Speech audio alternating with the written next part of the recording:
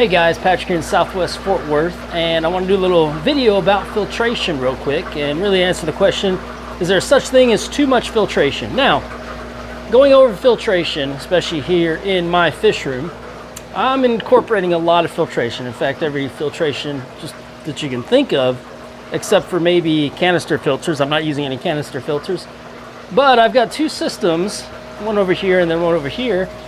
And all my tanks, just about, in the fish room are plugged into one of these systems, okay? And what happens is I'm using this bottom part, that's a sump. There's an UV sterilizer in the sump. Water gets pumped up, it's brought around, and then it comes down.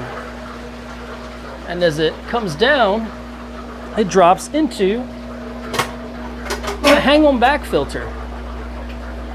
So as you can see on these hang-on-back filters, and a lot of these hang-on-back filters, I've got, not only can you have mechanical filtration on some of them, I have a lot of them with different cartridges and stuff. I've got biological filtration with some of them having carbon.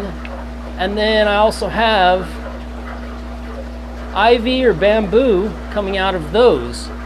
So as the water comes down on these tanks, they go into some type of hang-on-back filter that I've just accumulated over the years. None of them are plugged in, but those are providing filtration for the tanks. Also providing a lot of the filtration for the tanks is this sump aquaponics IBC cut system. And in these systems, I have grow beds. In the grow beds, they have bell siphons attached.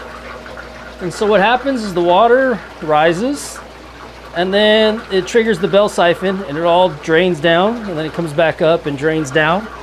And in these grow beds, I have lava rock, and then there's a bunch of plants. And a lot of them I've got peace lily, pothos ivy, that's Yerbia mensa. I've got some even cherry tomatoes, and I'm trying something new over here with these sweet potatoes that are growing roots, because I saw some video and the leaves look cool. So those are also, and those are the more peace lily in the back. All of these plants are filtering out the biological waste of the fish. And the lava rock and a lot of this other stuff is the plants are taking out the ammonia and the nitrites, some of the nitrates. I even have aloe. And the pothos ivy hanging out of all the tanks with the hang-on-back filters are also taking up a lot of those biological matter. You see all that ivy growing that the fish are producing. The lava rock is also providing housing. It's able to house a lot of beneficial bacteria. So is a lot of stuff in the hang-on-back filters. A lot of the tanks, a little orange Neo there, I'll do a little update tomorrow.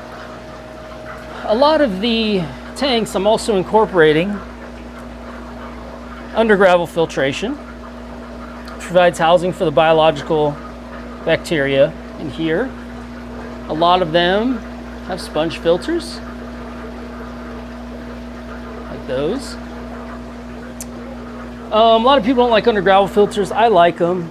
Some of them they don't like. They're rooted plants, but if you put your plants in a pot or something, you can still use under gravel filtration and you'll be just fine. What is this doing?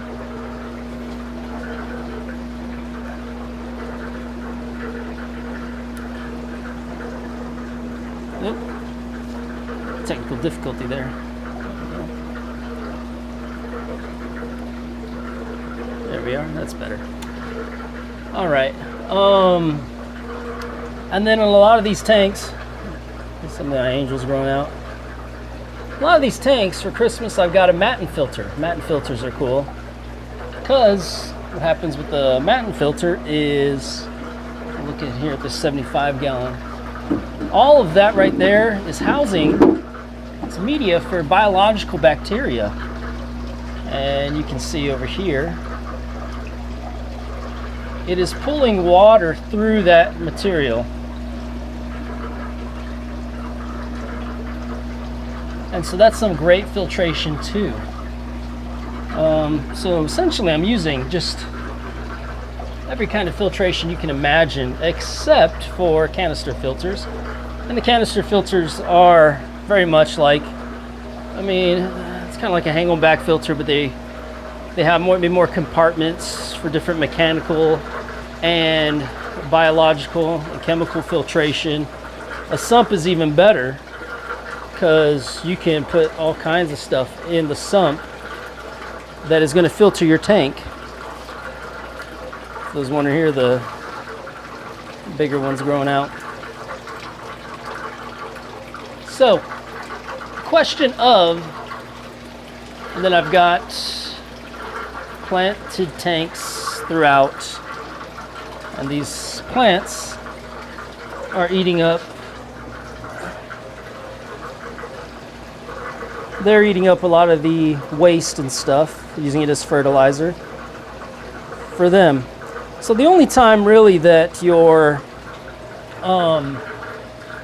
that you can have too much filtration is maybe if you're doing a planted tank and your filters, if your filters are taking up too much of the fertilizer, the stuff that's providing nutrients to your plants, your aquatic plants, that's the only time really that you're going to have an issue with having too much filtration. Maybe the pothos ivy is taking up too much of the nutrients, and you can see that it's a detriment to your plants.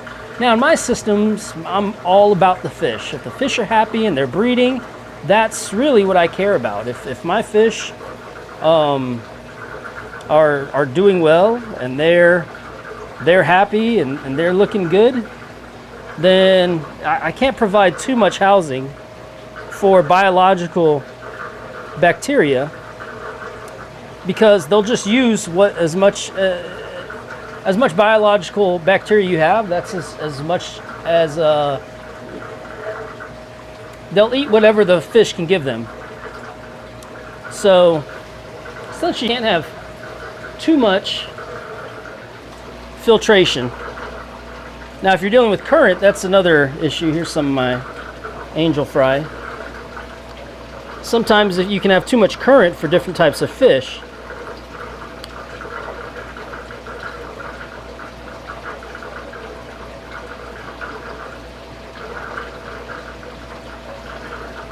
This is my newest angel fry.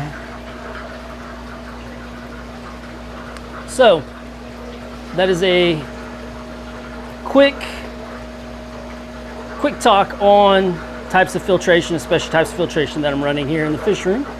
And tomorrow I'll give more of an update video for you. All right, see you guys.